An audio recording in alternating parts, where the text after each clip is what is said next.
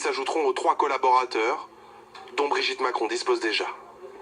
Dans cette interview, Brigitte Macron évoque son rôle de première dame et puis la création d'une charte de transparence. Écoutez à ce sujet l'analyse de Thierry-Paul Valette, président du mouvement politique Égalité nationale, et puis de Benjamin Morel, docteur en sciences politiques. Ils étaient nos invités sur BFM TV.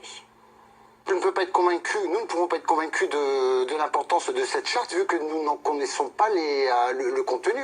On ne sait pas demain de quoi il va en ressortir, quels vont en être les enjeux, qu'est-ce qui va être mis à disposition, dans quel contexte, elle est rédigée comment, elle va être rendue officielle comment, par décret, envoyée au Conseil d'État, on ne sait absolument rien. C'est pas à elle de l'annoncer. Et c'est là où, au-delà du fond, dans la communication, il y a une erreur.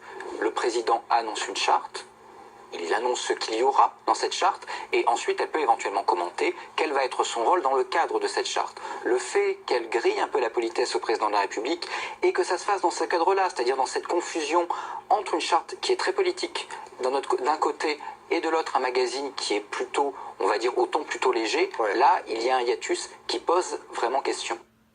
L'homme qui a foncé dans une pizzeria